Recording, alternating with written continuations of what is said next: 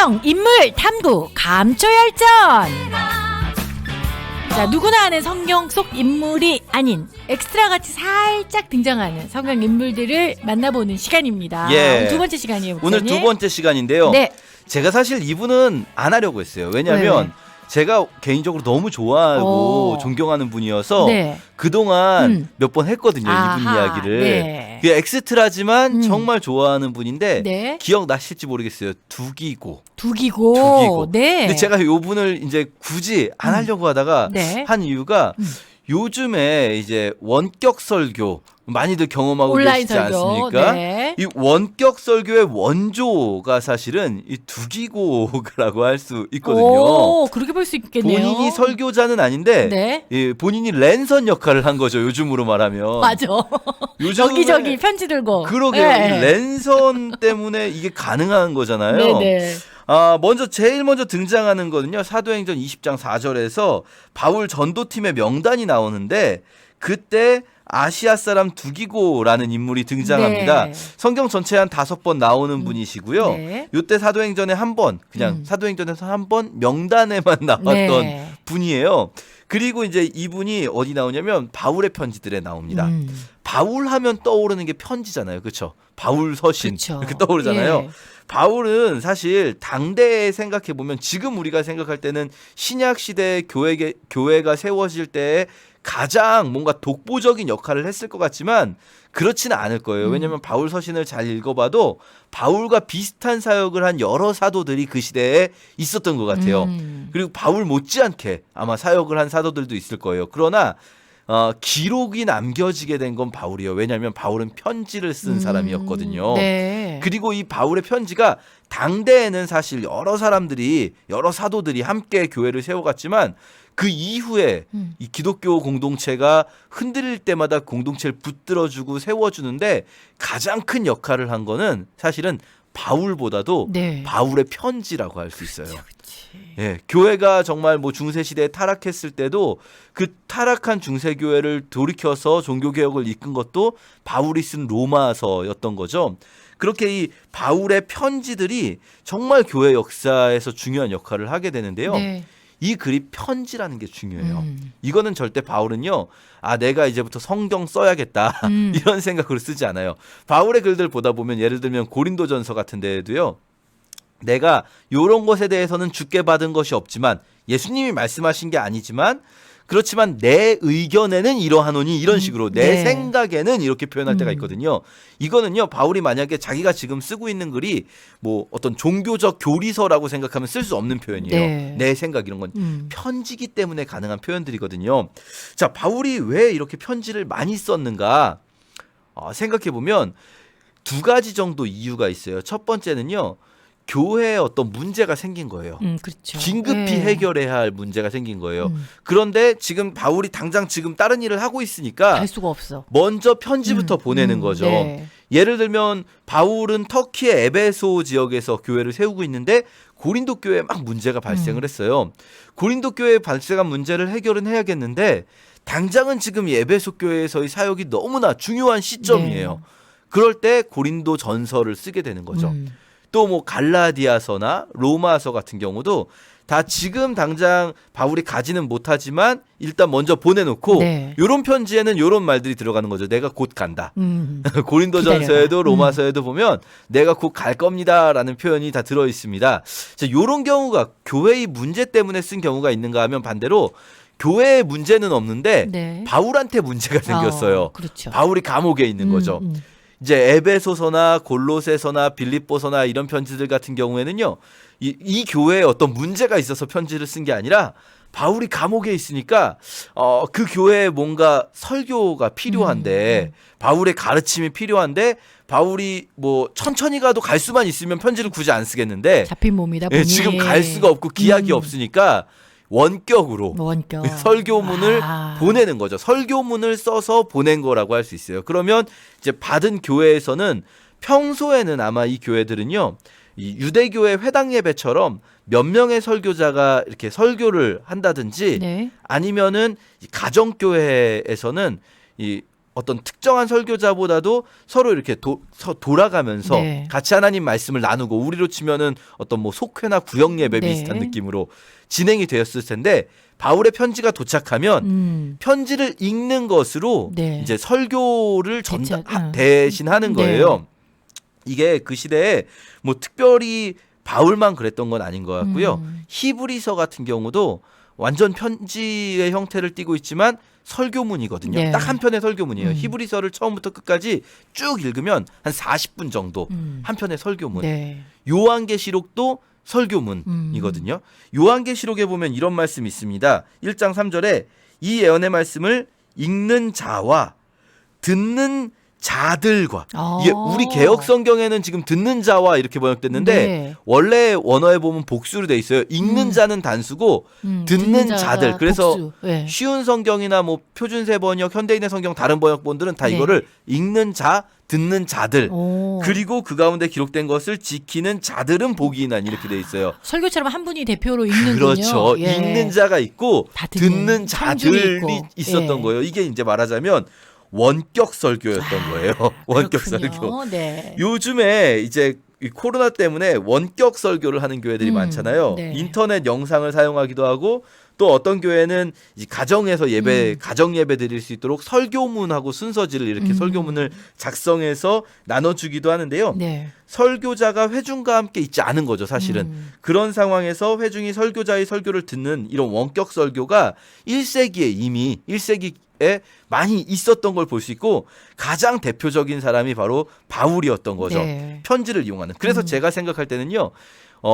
이 우리가 인터넷으로 이렇게 설교를 듣는 것 혹은 라디오나 또는 이런 어떤 설교문을 그냥 한 사람이 읽는 것 이게 과연 예배라고 할 수 있을까 이런 고민이 있을 수 있는데요. 네. 바울은요 그런 부분에서 아주 자유한 사람이었어요. 그러네요. 그 시대 왜냐하면 이미, 예. 예, 그게 바울에게는 나름대로의 이게 아마 그 시대에 동일한 마인드가 다른 사도들도 있었을 텐데 일종의 신학으로서 정립되어 있는 게 뭐냐면요. 바울이 고린도전서 5장 3절에 이런 말을 합니다. 내가 실로 몸으로는 떠나 있으나 영으로는 함께 있어서 이런 말을 하거든요. 그러니까 이게 그냥 어쩔 수 없이 했다 이런 말이 아니라 바울이 가지고 있었던 신학은 이거예요. 우리가 물리적으로 떨어져 있고 가까이 있고는 중요하지 않을 수 있어요. 영으로 함께 있다면 네. 내가 너희와 영으로 함께 있어서 지금 이 말을 한다 하는 거예요. 물론 고린도전서는 아주 안 좋은 혼내는 말씀이긴 하지만 네. 어쨌든 이런 원격 설교가 이러한 신학적 바탕 위에서 가능한 거죠. 그리고 바울은 제가 생각할 때는 지금 현대 사회에 바울이 있었으면요. 바울은 뭐 SNS, 영상, 라디오 왕성하게 활동하실 다 거. 사용했을 거예요. 그러네요. 왜냐하면 영으로 함께 있을 수 예. 있다면 그 매체는 중요하지 않은 거거든요. 네. 자, 그런데 1세기에는 네. 이런 매체들이 굉장히 제한적이었어요. 그렇죠. 뭐 SNS도 없고 인터넷도 없고 라디오도 없고 TV도 없잖아요. 기껏해야 편지죠, 진짜. 네. 그때 사용할 수 있었던 유일한 매체가 편지인데 이 편지라는 거는 쓰고 나면 알아서 그냥 혼자 날아가는 게 아니에요. 그렇죠. 편지 쓰고 우체통에 넣으면 가는 그런 게 아니에요. 누군가 전해줄 자가 필요하죠. 그렇죠. 그때는요, 이 직접 편지를 들고 가야 되거든요. 자, 그 바울의 편지를 전달한 사람들이 있었을 텐데 가장 대표적인 사람이 바로 두기고. 이제 등장합니다. 특히 두기고는 이 감초열전에서 나오는 분들은 엑스트라기 때문에 늦게 나와. 늦게 나와요. 배경 설명이 길어. 사실 성경에 몇 번 안 나오거든요, 이분들이.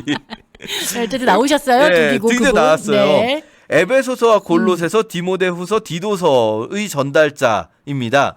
전부 공통점은 디도서를 제외하고는 바울이 로마 감옥에 갇혀 있을 텐데요. 에베소서에 이렇게 나와 있습니다. 나의 사정 곧 내가 무엇을 하는지 너희에게도 알리려 하노니 사랑을 받은 형제요 주 안에서 진실한 일꾼인 두기고가 모든 일을 너희에게 알리리라. 골로새서에도요. 두기고가 내 사정을 다 너희에게 알려주리니 그는 사랑받는 형제요 신실한 일꾼이요 주 안에서 함께 종이 된 자다. 자, 이 두기고가요. 로마 감옥에서 있는 바울의 편지를 들고 터키의 에베소까지 그리고 또 아마도 에베소서와 골로새서를 같이 가지고 움직였을 수 있을 것 같아요. 네. 그러면 골로새까지 이동하는데 제가 재봤어요. 로마에서 에베소까지 도보로 네. 배를 타는 거리 제외하고 예, 배 타는 거리 따로 있고요. 도보로 걷는 거리가 1648km입니다. 예, 걷는 시간만 173시간에다가 여기에다가 배를 타고 뭐 배를 네. 기다리고 배를 타고 이런 시간들. 더군다나 지금 현대 이거는 지금 제가 잰 거 이 173시간은 구글 지도를 이용한 건데요. 네. 예, 근데 옛날엔 또 산 넘고 물 넘고 그쵸. 요즘엔 길이 잘 돼 있으니까 길이 그나마. 잘 돼 있지도 않았잖아요. 네. 이거 엄청난 일이었을 거예요. 그러니까. 예. 이 거리를요. 왔다 갔다 최소 2번 왕복합니다. 왜냐하면 바울의 1차 전도 1차 수감 로마의 1차 수감 때에 에베소서 골로새서가 있고 2차 수감 때에 디모데후서가 있거든요. 그러면 이 사람은요. 엄청나게 장거리를 이동해요. 도보로. 그리고 에베소에서 골로새까지는 한 200km. 이것도 40시간 정도 됩니다. 네. 걸어 다니면서 수많은 위험들이 있었을 거예요. 그렇죠. 이 선한 사마리아인의 비유, 예수님 비유 보면은 길에서 강도 만난 자 있잖아요. 당시의 길은요 굉장히 위험한 곳이었어요. 물론 로마의 공도를 이용하면 그래도 좀 낫지만 공도가 없는 곳들은요 막 이 사람 크레타 섬까지 가거든요. 디도서는 네, 네. 이런 데는요 정말 공도도 없는 산길을 막 걷다 보면 강도들이 부지기수거든요. 목숨을 걸고 가는 여행이었습니다. 이 사역이 정말 중요한 거죠. 그러네요. 왜냐하면 본인이 하는 일은 드러나지 않아도 괜찮아요. 바울의 편지가요 교회를 세워야 되거든요. 이 바울의 편지가 도착하지 않으면 교회가 무너질 수도 있는 그런 상황들 속에서도 이 두기고는 편지를 들고 목숨을 걸고 이동한 거죠. 이제 좀 제가 그 생각을 해봤는데 우리 시대에 어쩌면 제가 갑자기 그 생각이 든 게 네. 극동방송의 전파 선교사님들이 생각이 났어요. 네. 내가 하는 일은 아니에요, 사실. 바울이 하는 일인 거죠. 그쵸? 골을 넣는 스트라이커는 바울이에요. 그런데 그 스트라이커에게 공이 전달되기까지 누군가 축구에서는 링커라는 말이 있습니다. 플레이메이커나 스트라이커 같은 사람들이 스타들이에요. 막 그 창의적인 플레이를 해내고 그리고 골을 넣는 사람들인 거죠. 그런데 네. 뭐 아시는 분 아실지 모르겠는데 박지성 선수를 표현하는 말이 링커라는 역할이었어요. 링커. 연결시켜주는 예. 화려한 플레이 하지 않아요. 음. 근데 이 사람이 중요한 박지성 선수가 정말 탁월했던 게 뭐냐면 전술적으로 공간이 어디가 비는지를 파악하고 네. 그 공간에 가서 공이 연결되는 역할을 해주는 거예요. 이걸 하려면요. 비는 공간들 지금 어느 공간에 역할이 필요한가 잘 알아야 되고요. 그리고 오버하는 어떤 화려한 플레이 하려고 하면 안 돼요. 네. 그냥 정확히 받아서 정확히 전달해 주는 거거든요. 자기가 튀면 안 되는 거예요. 이 역할이 지금도 필요합니다. 지금. 정말 그 목사님 그 왜 로마서 말씀 보면 아름답도다 좋은 소식을 전하는 발이요. 예. 근데 그 단어가 그 표현이 두기고가 편지를 가지고 왔다 갔다 하는 그 모습을 상상하니까 야, 이 진짜 복음을 전하는 발이 이렇게 귀하고 그럼요. 아름답다는 표현이 딱 떨어지는 인물인 것 같아요. 예. 저는 이분이 너무나 존경스러운 게 네. 이분은요. 바울의 글들을 또 바울과 함께한 누가의 글들을 알았을 거 아니에요. 같은 팀이니까 누가하고도 같은 팀이고. 근데 자기 이름이 누가가 쓰는 사도행전에 없잖아요. 한번 그냥 스쳐 지나가듯이 나오잖아요. 진짜 큰일을 했는데도. 예. 근데 이분이 뭐 누가한테 뭐라고 하지 않았으니까 계속 없는 채로 남았겠죠. 네. 누가하고 친했을 텐데 같은 전도팀에서 좀 더 길게 넣어주면 안 됩니까? 뭐 이렇게. 내 이름 좀 넣어주면 안 돼? 나도 좀 많이 한 것 같은데. 네. 자신을 내세우려 하지 않았던 진정한 이 언성 히어로가 아닌가 생각됩니다. 정말 지금 오늘의 교회를 세운 발걸음. 예. 사실 어쩌면 정말 주인공과 같은 바울이 얼마나 그 영성 깊은 글을 썼다 한들 예. 이런 발걸음이 없었다면 오늘 우리 곁에 남아있지 않았을 것이고요. 그럼요. 아까 처음에 예. 말씀드렸지만 바울의 편지가 정말 중요했거든요. 네. 여기서 두기고의 역할이 너무나 소중하고요. 두기고는 바울처럼 위대한 어떤 지도자도 아니었고 전도자도 아니었고 또 디모데나 디도처럼 한 교회의 감독이나 이런 역할을 한 사람도 아니었지만 그냥 단순히 전달자로서 아주 위대한 역할을 한 사람인 거죠. 평생을 그냥 복음 들고 달리는 발걸음. 예. 예, 어디서 좀 안착해서 좀 인정받고 존경받고 이런 삶이 아니라 계속 다녀왔던. 야, 그러네요. 두기고 사실 오늘의 사도 바울을 만든 또 한 장본인이라고 할 수도 있겠어요. 그렇습니다. 두기고. 예. 자, 아름다운 복음을 전하는 발걸음. 오늘 두기고에 대한 이야기를 오늘 여러분과 함께 나눴습니다.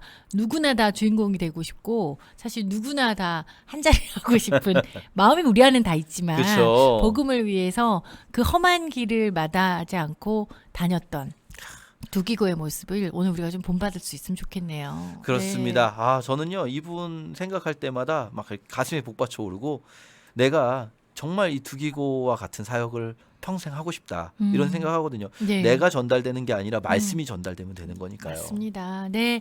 자, 좋은 아침. 오늘 또 성경 인물 탐구 감초열전은 예. 두기고. 예. 예, 두기고에 대한 이야기로 여러분과 함께 했습니다. 목사님 퀴즈 있습니까? 퀴즈 있습니다.